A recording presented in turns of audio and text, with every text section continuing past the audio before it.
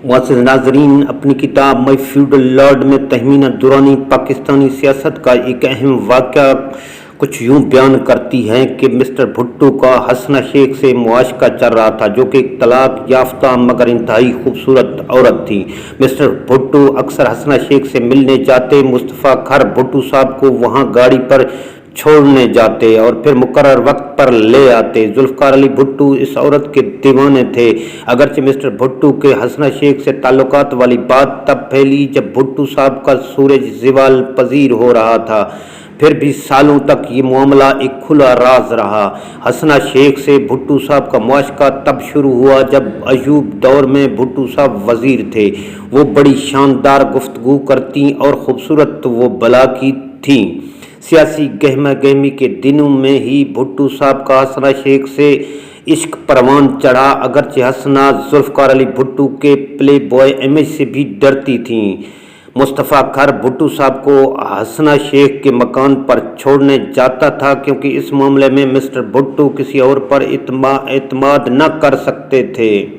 एक बार जब मुस्तफ़ा खर मिस्टर भुट्टो को हसना के घर छोड़कर वापस आ गए तो भुट्टो साहब और हसना का एक किसी बात पर झगड़ा हुआ और ये इतना तूल पकड़ गया कि साबिक वज़ीर ख़ारजा और मुस्तक़बिल के वज़ीर आज़म पाकिस्तान के लिए हसना ने इसी वक्त अपने घर का दरवाज़ा बंद कर दिया। भुट्टो साहब ने हसना की बड़ी मिन्नतें की और इसे मनाने की कोशिश की, मगर कोई भी तरीक़ा कारगर साबित न हुआ और हसना ने भुट्टो साहब को घर में दाखिल न होने दिया। रात के पिछले पहर भुट्टो साहब वहां से पैदल चलते हुए 70 क्लिफ्टन तक अपने घर पहुंचे। बाद में उन्होंने मुस्तफ़ा खर को बताया कि रात को अकेले पैदल वापस आते हुए उन्हें डर था कि कोई भुट्टो साहब को पहचान न ले। बिलाखिर भुट्टो साहब जब सदर बने तो उन्होंने फ़ौरन हसना को बुलवा भेजा। मुस्तफ़ा खर बताते थे कि भुट्टो साहब इन दिनों किस कुर्सी पर बैठे सुगार पी रहे होते और हसना फर्श पर इनके कदमों के पास बैठी होती। भुट्टो साहब का एक हाथ हसना के लंबे बालों से खेल रहा होता। ये इतनी हसीन ज़हीन औरत थी कि मिस्टर भुट्टो इसके साथ सियासी मामलात पर गुफ्तगू करते। इनके कई फैसलों पर हसना असरअंदाज होती थी, जबकि हसना एक बहुत अच्छी नकाद भी थी और हर बात के मुख्तलिफ पहलू भुट्टो साहब के सामने खोल कर रख देती। जब हसना शेख की बेटी की शादी होने वाली थी तो हसना ने भुट्टो साहब पर दबाव डालना शुरू किया कि वो अपने और इसके ताल्लुकात को कानूनी तहफ़्फ़ुज़ दे और इससे निकाह कर लें, क्योंकि ये इनकी बेटी के मुस्तक़बिल का सवाल था।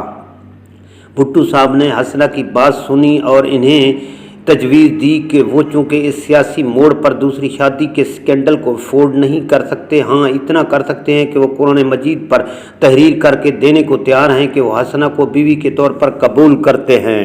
हसना ने ये तजवीज़ कबूल कर ली और भुट्टो साहब ने अपने हाथों से इसे कुरान मजीद के एक वर्क पर ये तहरीर लिख कर नीचे दस्तखत कर दिए और हसना मुतमईन हो गई। मगर बाद में जब भुट्टो साहब ने बात पर गौर किया तो इन्हें एहसास हुआ कि वो एक संगीन गलती कर चुके थे और अपनी सियासी ज़िंदगी और कैरियर को दांव पर लगा चुके थे। उन्होंने फ़ौरन मुस्तफ़ा को तलब किया। दोनों ने मिलकर ये मंसूबा बनाया कि इस वक्त जब हसना अपने घर पर मौजूद न हो तो इसके घर से ये कुरान मजीद चुरा लिया जाए, जिस पर भुट्टो साहब ने तहरीर कर दी थी और दस्तखत किए थे। मुकम्मल मंसूबा तैयार होने के बाद वारदात डाली गई, मगर अनाड़ी चोरों की तरह सिर्फ कुरान मजीद चुराया गया और किसी भी चीज़ को हाथ नहीं लगाया गया। जब हसना को पता चला तो वो फ़ौरन समझ गई और भुट्टो साहब पर इल्ज़ाम लगाया, मगर जुल्फ़िकार अली भुट्टो मुकर गया और इस वारदात से लाइल्मी का इजहार ज़ाहिर किया। भुट्टो साहब की अहलिया नुसरत भुट्टो भी इन हालात से वाकिफ़ थी और वो महसूस कर रही थी कि असल इक़्तिदार तो इस औरत यानी कि हसना शेख की चौखट पर धरा है, जहां अक्सर वज़रा और सरकारी अफसरान दिन रात हाथ बांधे खड़े रहते हैं। इसी वजह से एक बार उन्होंने जुल्फ़िकार अली भुट्टो को छोड़कर अपने वतन ईरान जाने का इरादा कर लिया। भुट्टो साहब ने मुस्तफ़ा खर से मदद मांगी और कहा कि तुम जाकर नुसरत को मनाने और ठंडा करने की कोशिश करो। मुस्तफ़ा खर बेगम भुट्टो के पास गए और भुट्टो साहब की तरफ से माफ़ी मांगी और ज़मानत दी कि भुट्टो साहब आइंदा ऐसी कोई हरकत नहीं करेंगे और न ही हसना से मेल जोल रखेंगे।